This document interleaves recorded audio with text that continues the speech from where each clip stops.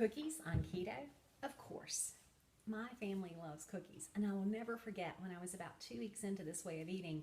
I came home from work and I actually said to my husband, if I don't get a chocolate chip cookie, somebody's going to get hurt. And so I found a cookie that I can make with the ingredients I had on hand. It was a very simple peanut butter, sweetener, egg, um, that kind of thing, and baked it. And it satisfied that craving and kept me following a ketogenic way of eating. And so from time to time, we do make treats in our house. Now, people feel differently about the treats. For me, it keeps this way of eating sustainable. And so I do make treats for special occasions, for family get-togethers, and then just sometimes just to spoil my family a little bit. So the cookie I'm going to make today is just a really good basic chocolate chip cookie. In fact, we like to make it with chocolate chip and pecans. So I thought I'd show you how I do it. This recipe is by a wonderful blogger. Her website is called Keto Incognito.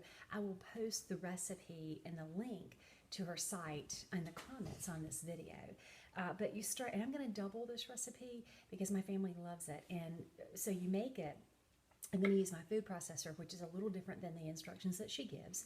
I'm going to make it in my food processor. You put it in a log, roll it up, put it in the freezer, and then bake it. And what I love about it is it can stay in the freezer until you're ready to bake. Now, that doesn't happen at my house because my husband actually likes this cookie dough. And so it really is difficult. I have to make at least a double batch to get any cookies in the oven at all. And what they don't know is I'm going to probably make 2 double batches, and I'm going to hide some in a different freezer because one of my goals for the long holiday weekend is to make homemade ice cream. And in the homemade ice cream, I'm going to do a vanilla custard, and I'm going to chop up some of this cookie dough and make a cookie dough flavored ice cream. So that's my plan. Anyway, you start with a cup of almond flour, and again, because I'm doubling it, I'm going to actually use 2 cups. My favorite flour is Honeyville. I don't get any endorsement for saying that. I wish I did. But I'm going to use 2 cups. It's just very finely milled and blanched, and it just works nicely.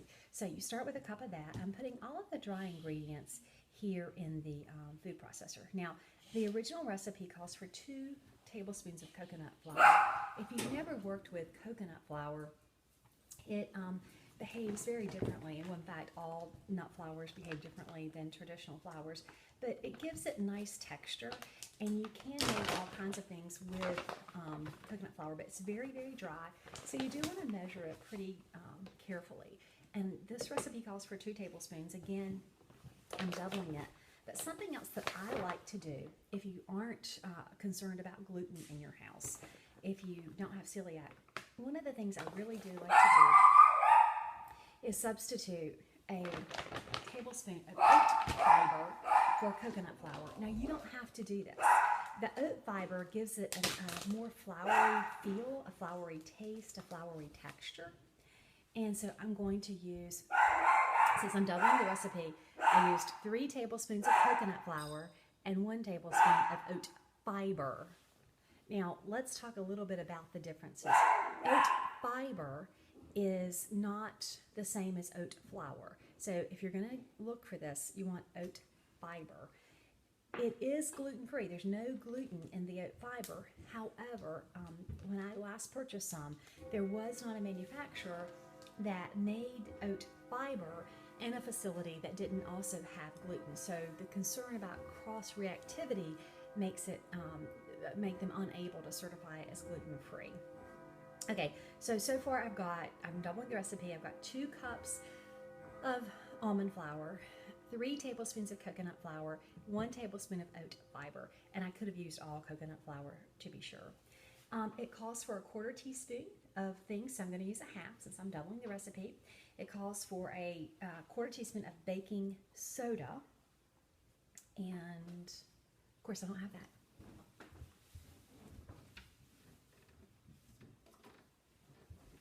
First rule of baking is gather all your ingredients. I failed. I pulled the baking powder out before I started taping. So I'm going to use just a tablespoon of that. I love the way you can just, yeah. Anyway, okay. I wonder if anybody else likes that as much as I do. And after that, I'm going to add a 1/2 teaspoon, or it calls for a 1/4 teaspoon, but I'm using a half because I'm doubling it, cream of tartar. And cream of tartar, you can just find it in the baking aisle in the, I'm sorry, in the spices aisle. And cream of tartar really is more of a texture thing, I believe, just like the next ingredient, which is xanthan gum. Now, when you go to buy xanthan gum, if you don't have it, you're going to see this little 8-ounce container, and it's going to be $15 to $20, and you're going to say, what? It is very expensive, but I have had this package for probably a year and a half, maybe even 2 years. It lasts a very, very long time. I just keep it sealed and keep it in my freezer. But you're going to use the same amount. It costs for a 1/4 teaspoon. I'm doubling it, so I'm using a 1/2 teaspoon.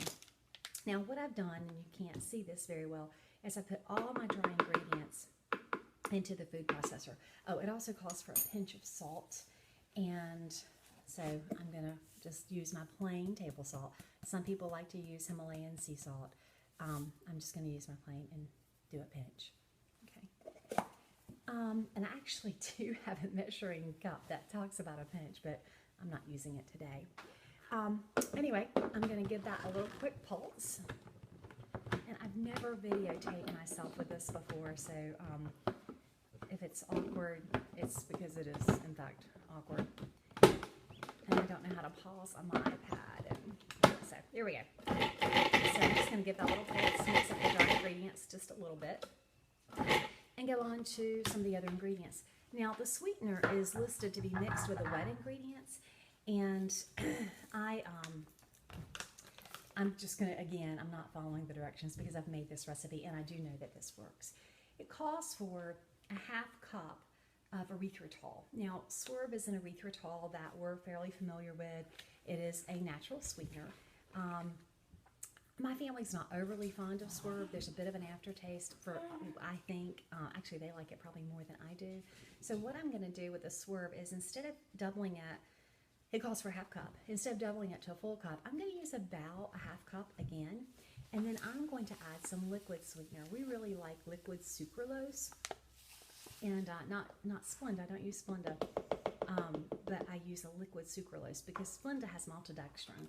And some people can use it fine with no issues if you use your favorite sweetener. But when I'm baking, I do try to add, if it calls for a granulated sweetener, I do try to use a granulated sweetener, at least 1/2 of it. And then I do supplement too with some liquid sweetener. I always try it, do a finger test to taste for sweetness before I bake anything. And yes, even if it has raw egg in it, and I'm still here, hadn't passed on yet. Eggs. This calls for 2 eggs. Oh, excuse me, 1 large egg. I'm going to use 2 because, again, I'm doubling.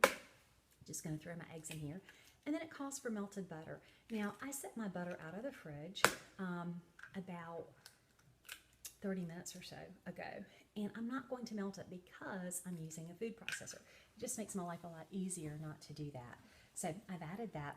The other thing that I'm going to add into this is a teaspoon of vanilla, and again, because I'm doubling, I will use a little more than that, and I like to use a little more anyway. My grandmother would always put in whatever the recipe called for, and then an oopsie. I loved cooking with her. My favorite thing she ever said was, "Ain't no recipe gonna tell me how to cook," and that's and she was a fantastic cook. So, butter. Now, you know that I believe butter makes it better. Butter makes everything better. And so this recipe calls for 4 tablespoons of melted butter. Now mine is soft, and yes, I'm using the Kerrygold. Love me some Kerrygold. And I'm going to use a little more than 4 tablespoons. I've done that every time I've made this recipe, and it's been fine. If you want to follow the recipe and use 4 tablespoons, that's, you probably should do that. Some people prefer to substitute in coconut oil as well, and you can do that. Anytime a recipe calls for butter, it usually is okay to use coconut oil if that's your preference. Okay, so again, I'm doubling. So I should count 1, 2, 3, 4, 5, 6, 7, 8, which is about half of this container. I'm going to use a little more than that. Again, the recipe says melt it. It's softened because I'm using a food processor. I'm not going to worry about it. If you were just mixing by hand, then you might really want to use you might want to melt it. So I'm just going to put this in globs into my food processor. and I am trying to cut it up a little bit, and I am using a little more than what she called for. Again, no recipe can tell me how to cook. Now, this is a great basic recipe, really is, for cookies. And again, I'll link to the recipe, and it calls for baking, once you get it all mixed up, it calls for baking it, make sure I'm telling you this right, at 350 for 10 to 12 minutes. Mine did not take that long, but then I have a convection oven, so maybe that's part of it. But I'm blend this up. She also talks about different add-ins that you can use. You can use cacao nibs. Cacao nibs are not naturally sweet, so if you're new to keto and still have a bit of a sweet tooth, you may not like cacao nibs. I like them now. The first time I tried them, not so much. Our family's favorite is to put in pecans and chocolate chips, and so this, what I'm using today, is a Hershey's chocolate chips. It's not the best. It has maltitol, so it's not a great option. Again, limit your quantities of that. My favorite thing, if I had more time, what I would do is chop up either Ghirardelli 86% cacao, a Lindt 85 or 99%. That's more of a dark chocolate flavor, and my family's favorite, so since I'm really making this for my family, their favorite is a milk chocolate. And Coco Polo, and these are expensive, it's about $5 a bar, and I get them locally at our Fresh Market grocery store. But it is, it has stevia and erythritol, and it is really one of the best chocolates on the market. Low carb chocolates. Lily's is another really good one. I don't have any Lily's today, but Coco Polo makes a milk chocolate and a dark chocolate, and milk chocolate isn't always easy to find with good ingredients. There's also Sinless, a company out of Asheville, North Carolina, that sweetens their chocolate with stevia. It's really very good. So let me pulse this up a little bit, and pretty much the cookie dough is done.